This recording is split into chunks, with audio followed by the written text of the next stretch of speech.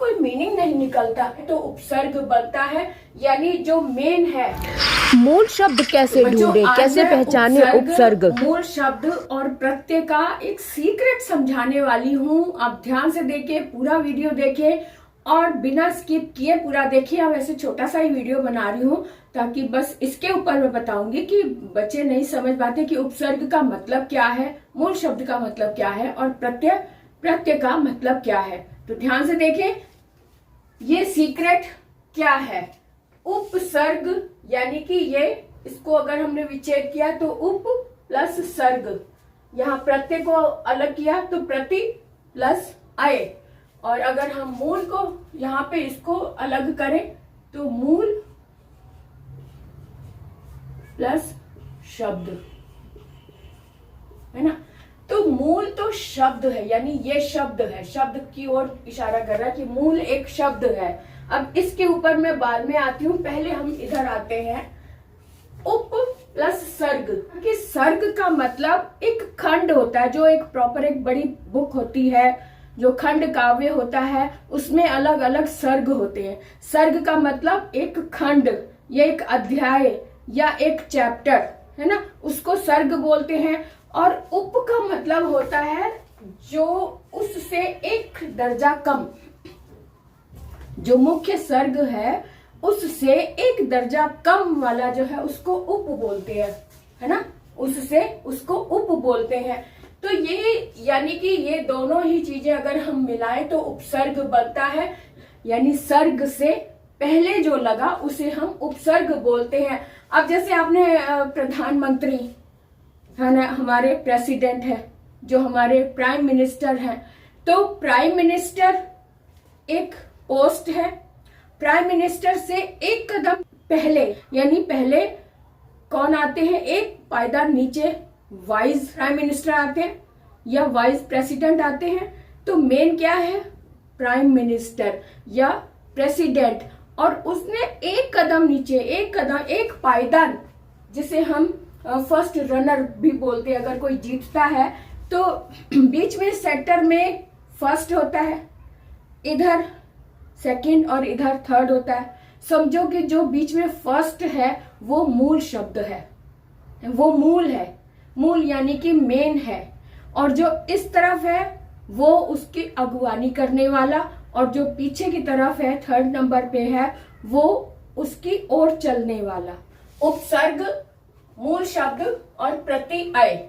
अब यहाँ पे अगर ये सर्ग है तो सर्ग में अगर मैं सर्ग के नीचे यानी कि मूल, यानी कि जो मेन पार्ट है, उसको हमने सर्ग का नाम दे दिया। अब सर्ग में मैंने प्रधानमंत्री लिखा, प्रधानमंत्री, है ना, और इनसे जो एक कदम इधर होते हैं उनको हम उप प्रधानमंत्री बोलते हैं ना। तो उसमें हम उप लगाते हैं, उप प्रधानमंत्री यहाँ पे होगा इस तरह से। तो यानी कि प्रधानमंत्री मेन है, मेन से पहले जो लगा वो उप हो गए, यानी कि पदान कम या एक कदम पहले। अब और उसके बाद जो है ये जो प्रत्यय आ रहा है, प्रति का मतलब होता है की ओर। प्रति का मतलब क्या होता है, की ओर, जिसे हम इंग्लिश में टू बोलते हैं। प्रति का मतलब होता है की ओर, और अय का मतलब होता है चलने वाला।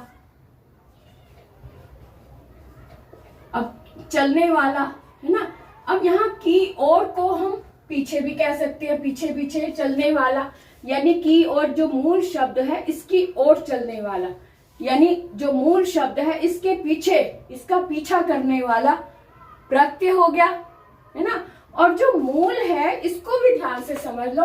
मूल को अगर हम अलग करें, जो शब्द अपने आप में कंप्लीट है, पूर्ण है, जो पहले से बना हुआ है, जिसमें कुछ भी जुड़ा नहीं है, ना ही कुछ उसमें पीछे ऐड किया, ना ही आगे कुछ ऐड किया हुआ है, जो अपने आप में पूर्ण है, मूल शब्द के पीछे पीछे चलता है, उसे हम प्रत्यय कहते हैं। प्रत्यय का मतलब की ओर चलने वाला, है ना। और उपसर्ग का मतलब है आगे की तरफ रहने वाला, उसके जो मूल शब्द है उसकी अगुवानी करने वाला, आगे आगे चलने वाला उपसर्ग।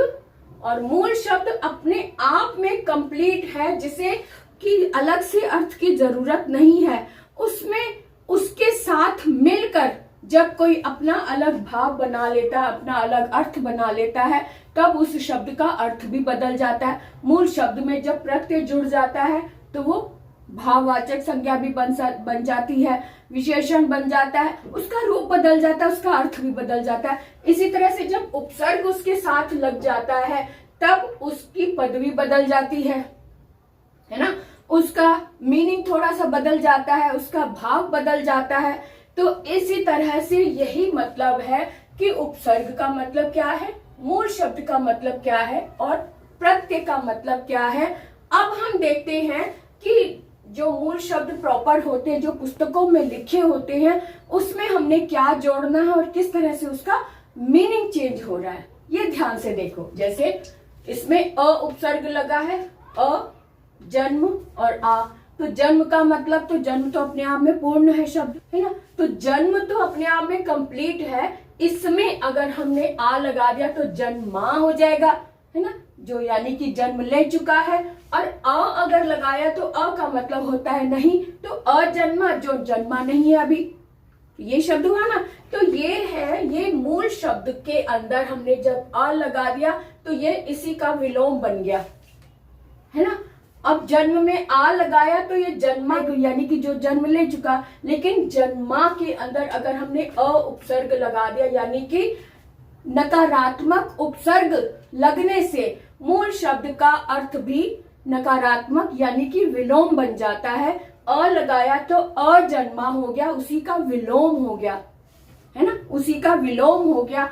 तो इसी तरह से इसके शब्दों के अर्थ हमने देखने होते हैं कि पीछे जो लगा है वो जो है वो भाव को प्रकट करता है, वो विशेषण को प्रकट करता है, वो विशेषता बताता है, विशेषण बन जाता है। और जब शुरू में जब लगता है तो वो एक निर्माण कर देता है, नए अर्थ का परिवर्तन कर देता है अर्थ में, या तो उसे विलोम बना देगा या फिर उसका मीनिंग ही कुछ और कर देगा। जैसे अ लगाकर हमने इसका मीनिंग ही बदल दिया, विलोम हो गया, जन्म का अजन्म हो गया।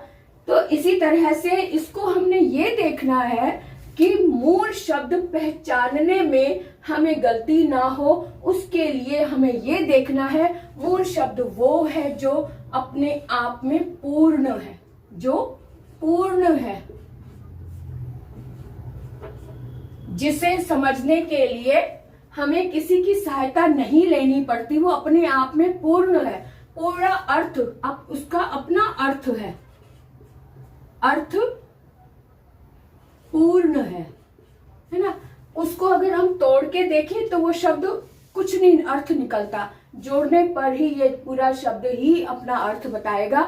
इसको अगर हम टुकड़े करेंगे तो वो अर्थ नहीं होगा। और जैसे ये अजन्मा है, इसको हम टुकड़े कर सकते हैं क्योंकि आ प्रत्यय लगा हुआ है और अ उपसर्ग लगा है, और इसको टुकड़े करेंगे तो बीच में हमें मूल शब्द पता चल जाएगा। क्लियर है ना। तो जो टुकड़े वाला शब्द होता है उसमें प्रत्यय को अलग किया जाता है, उपसर्ग को अलग किया जाता है, लेकिन मूल शब्द को अलग नहीं किया जाता। और अगर प्रत्यय अलग हो गया, अगर कुछ अलग पार्ट हुआ है और बीच में शब्द का मीनिंग निकल रहा है, तो समझो वही मूल शब्द है।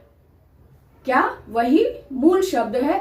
इस बात को आप ध्यान रखो। यही मैं आज आपको सीक्रेट बताना चाहती थी।